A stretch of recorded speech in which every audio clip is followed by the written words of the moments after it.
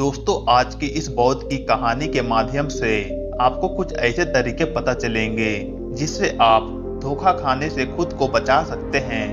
दोस्तों, अक्सर आपने देखा होगा कि भावनात्मक रूप से कमजोर लोगों का लोग हमेशा फायदा उठाते हैं।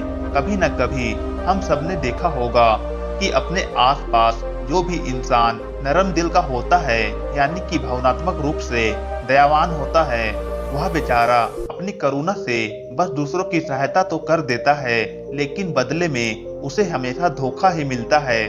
दोस्तों, अब सवाल यह उठता है कि क्या इंसान को भावनात्मक नहीं होना चाहिए?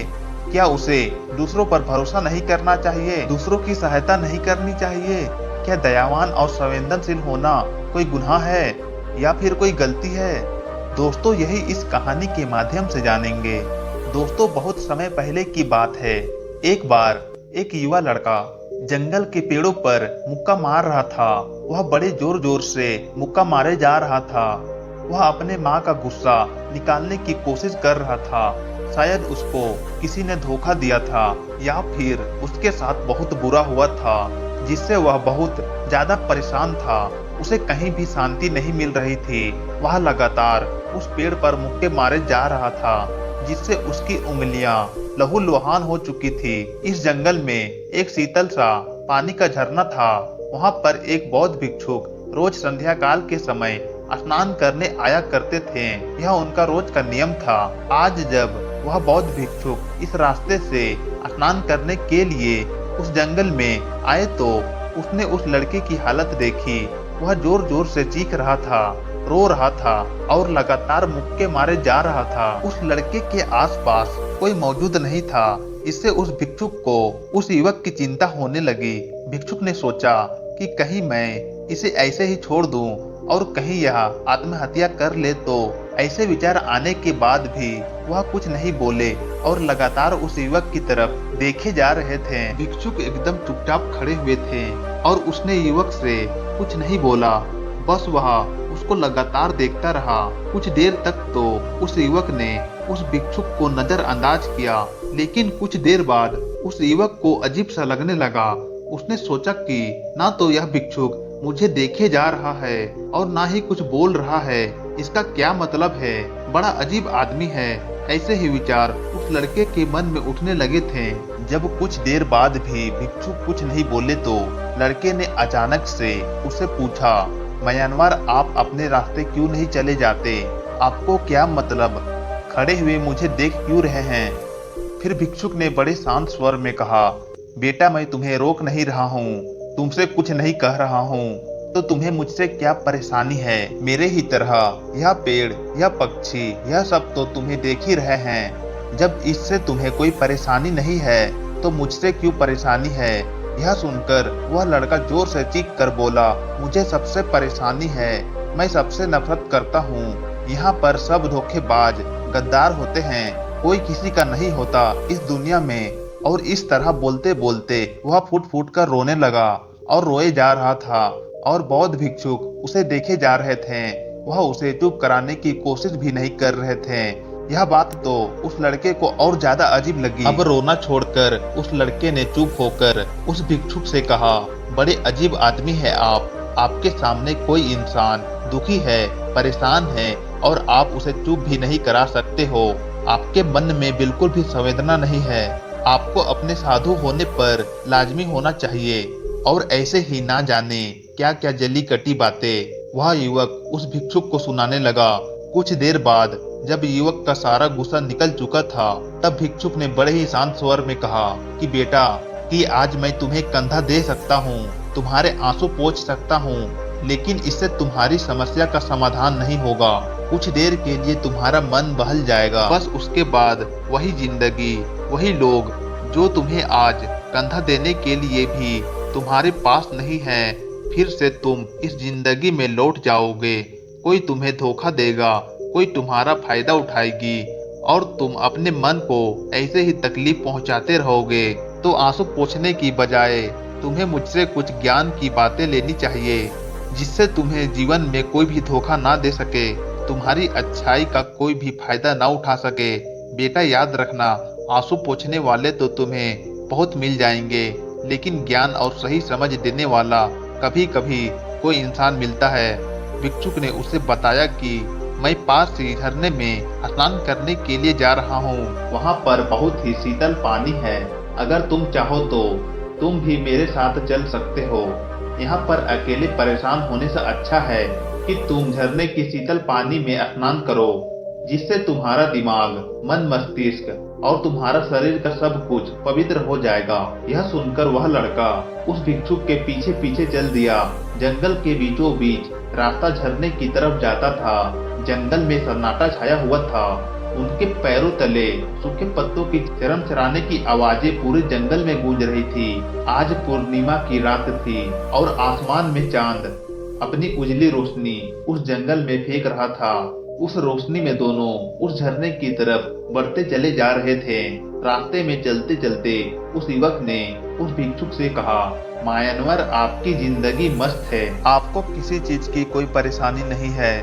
क्या आपको पता है कि दुनिया में कैसे कैसे लोग बसते हैं, कितने धोखेबाज हैं, और सबसे बड़ी बात, अपने लोग ही धोखा देते हैं। जिसे हम प्रेम करते हैं, जिनको हम अपना मानते हैं, जब उन्हीं से धोखा मिलता है तो कैसा महसूस होता है।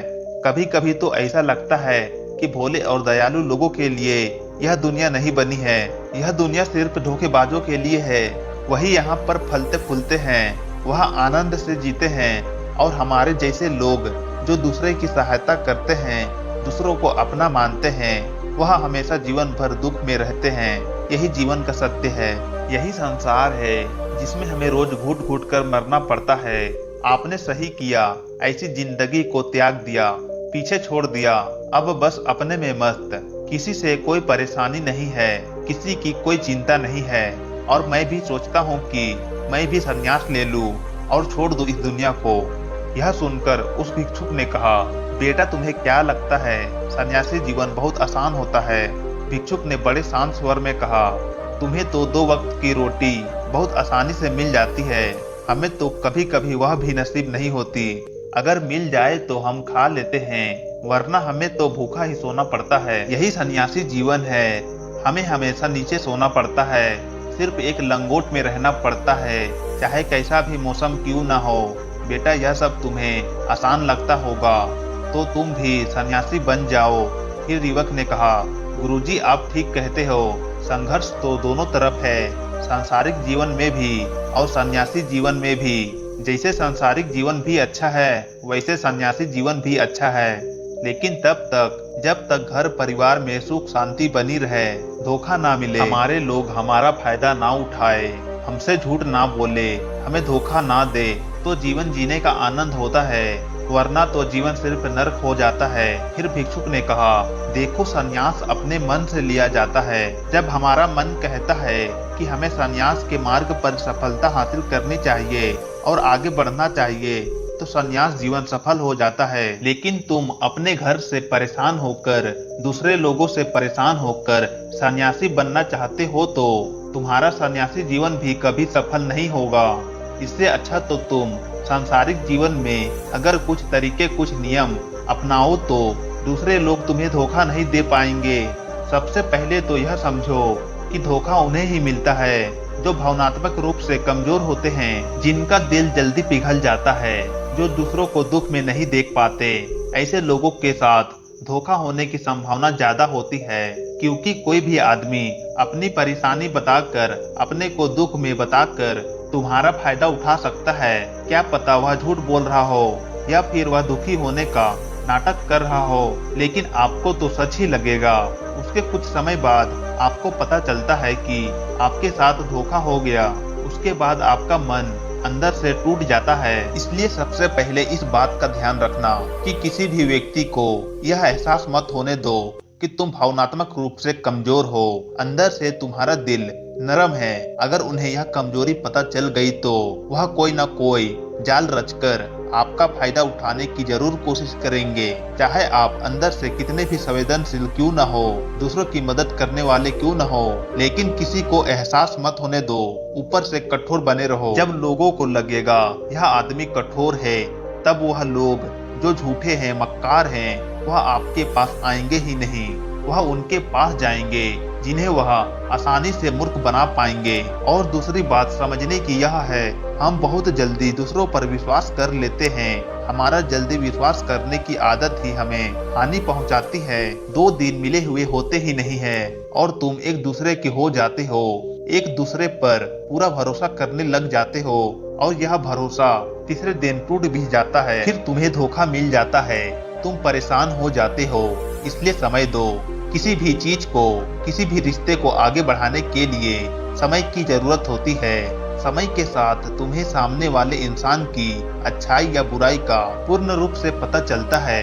इंसान वास्तव में कैसा है, अच्छा है या बुरा, और वह कुछ समय देने के बाद ही पता चलता है। इसलिए जल्दी किसी पर विश्वास मत करो, अपनी पूरी संतुष्टि करना। अगर तुम किसी के साथ लंबे समय तक भरोसा करना चाहते हो तो, या किसी के साथ कोई संबंध बनाना चाहते हो, कोई दोस्ती करना चाहते हो, या फिर किसी की मदद करना चाहते हो, तो इन सभी परिस्थितियों में तुम्हें यह जरूर पता होना चाहिए कि दूसरे लोग उस इंसान के बारे में क्या सोच रखते हैं। इसके बाद तुम जीवन में कभी भी धोखा नहीं खाओगे और तुम्हें कभी भी धोखे की वजह से पछताना नहीं पड़ेगा।